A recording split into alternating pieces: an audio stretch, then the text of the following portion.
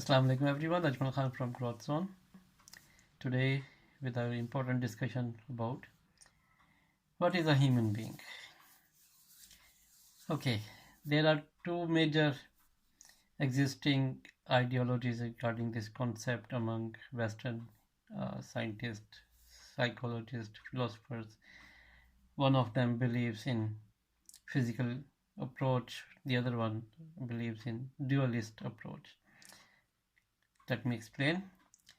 Physicalists are the psychologists, philosophers, scientists whose approach is based upon the materialistic school of thought in sciences. They believe whatever exists as a matter is all as an object. Similarly, they narrate, explain, tries to justify that this human body is all in all what a human being is. On the other hand, dualists are those philosophers, psychologists, scientists, people of knowledge, or any school of thought who believe human beings also have a spirit. Body plus spirit. So two things in a human being to be a human being, according to the dualistic approach, is body plus spirit. Physicalists raise their own objections regarding the existence, justification, clarification about the spirit, whereas these dualists tries to answer their objections as well as explain or tries to explain what a spirit is, what are its parameters, how does it justify the existence in a human being, and what will happen. Another topic regarding the spirit, the concept of spirit on both sides, is what happens at the time of death of a human being. Fine. Let me suggest, let me narrate, let me explain. At this very moment, nowadays, these both concepts among the Western minds are wrong, incomplete, not correct. Human beings, I'll try to explain what a human being is. Okay. Physicalists' approach is quite simple, that they say this body is all in all a human being is, whereas these dualists, on the other hand, mention that there is a spirit, it exists within a human being, although they are not currently, or current group of those minds and people are not able to explain the expression, the qualities, the parameters, the reasons of its existence, justification of the spirit within a human being, that how they can justify, and whatever they try to explain, or in trying to counter the argument presented by the physicalists, does not justify or does not answer what a spirit is in human beings and why it is there and what are its effects on the human body. The reason I'm saying that both of these concepts, ideologies, are incomplete, wrong, because once we go towards this field of spirituality based upon the religious practices, religious values from all the divine religions, Judaism, Christianity, Islam, there is mentioning of another entity within the human beings, and it is a common preaching, common teaching in all these divine religions, and that is called nafs. In Quran Majid, in Quran Pak, glorious Quran, there is a ayat which says, Kullu nafsin zaikatul maut. Each and every being which has nerves is going to die. Very same narration is found in Hebrew Bible, which translate as every nerve will die. Okay, physicalists don't believe in these things, so they simply reject or don't accept these values. But anyway, that's a separate question why. But anyway, so what happened with Christians or modern scientists, because modern science developed based upon the concept of materialism, so they rejected the existence of anything which is not material in this universe, in this earth, or in any field of life. Fair enough. And moreover, those people who became dualist in their approach, they confused themselves that nerves and spirit are the two names of same thing, which caused the further confusion when they say that spirit does not die at the time of death, whereas Bible, Quran Majid, teaches that nerves die. So once it caused the confusion, they rejected and they accepted one point or another which is not correct in its form.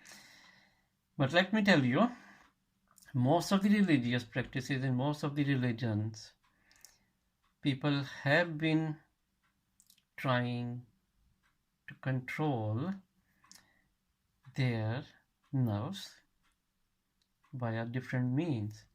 Christian priests used to leave the world and worldly desires behind to live and wander in jungles and forests and somewhere isolated, separated from the general society, where they could or they would prefer to lead their life in isolation, praying to God, trying to contain or save themselves from the worldly desires, so much so that it was their way of life, and that's what it was a common practice among Christian priests.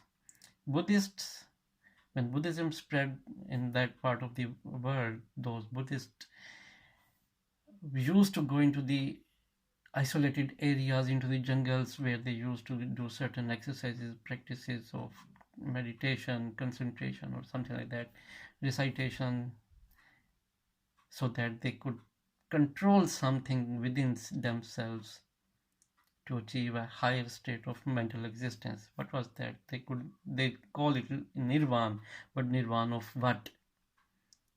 Nirvana of spirituality. By doing what? By doing, disciplining, controlling their nerves from in certain ways. Right? Point I'm making in today's discussion and topic is that humans have three main entities within one human being. Most obvious for us: body, spirit, and third entity, which is not very commonly discussed, recognized in any or most of the fields of earth or most of the areas of the earth. Even the Tasawwuf and Sufism does not talk about it commonly and clearly, is the nerves itself.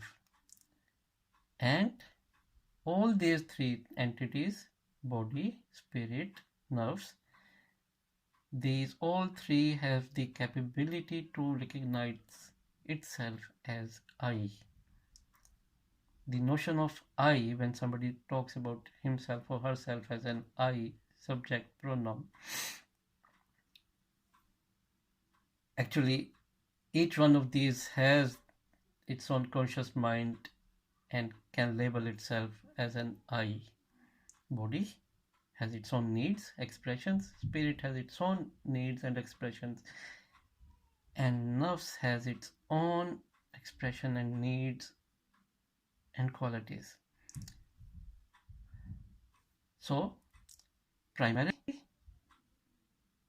point to understand, human consist of three main components. Each one of these have their own self identity built in and their own expression. I'm not going into the detail of each one of these in this video, but trying to explain that physicalists are wrong who says only this body is a complete human being. I'm not talking about the Homo sapien as a biological being. I'm talking about the human being as an intellectual object, intellectual person who exists.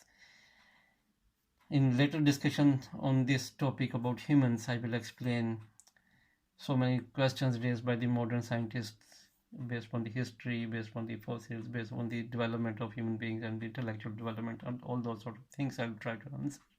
But in this today video, I'm trying to explain the approach that physicalists are wrong, incomplete, dualists who just say body and spirit forms a complete human being. They are incomplete, they are not correct, they are wrong, because both of these mainstream concepts and ideologies overlook, don't have the idea, don't recognize the third very important component of human beings, which is nafs, mentioned in all divine religion and their scriptures and their preaching and their documentation. So how these three exist or coexist in one individual? Okay, in chemistry we study about mixtures, we study about compounds. Mixture is two or more things, individual things which come together physically and you can separate them easily physically. Compounds are the chemical structures which two or more elements combine with each other chemically, make up bonds, and they lose their individual properties and become a new entity to exist, and it has its own new properties to express. There's a third type of existence different than mixture and chemicals. I call it alloy existence. Alloys are usually discussed in terms of metals, when two or more metals are combined with the process of heat in such a way that those individual items or the individual metals, once joined together in certain way after the heat treatment, express a new entity with new qualities or improved. They somehow maintain their basic core element metals properties, but also pick up and express new properties and qualities, and you cannot separate them easily or physically. You have to put them through a certain type of treatment to break up the alloy into its core component, just like steel is an alloy component of iron and some other metals. You can read it on the Google. It's my personal assessment, personal analysis, personal statement. Human beings are alloys of body, spirit, and nerves, all three. Okay, you can say alloy is specific to metals. I'm using it for the human being, as a human being, that these three individual components come together for one individual to become a human being. A human being has three main components. Main. There can be some other minor components which we will discuss in later videos and discussion topics. Three main components in one individual human beings: body, spirit, nerves. I will explain in my following discussions that all three of them have their own individual needs, individual impacts, and expressions in one individual being throughout the life. Just to explain today, physicalists and dualists are incomplete in their approach. Correct approach is triple list approach for one individual human being to be a human being, having three main components in its existence. And all these three coexist as long as an individual human being is alive.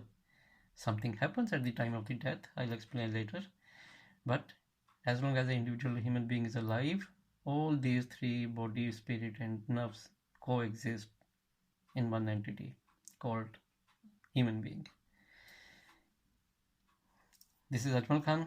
Keep thinking, keep smiling. I hope you like this discussion. It might have answered some of your questions. It must have increased or raised new questions in your mind. If you like the discussion, subscribe to my channel, like the video, share it. Bye-bye. If you found the discussion interesting, please like, comment and share it. Also, please subscribe to my channel. Thanks a lot.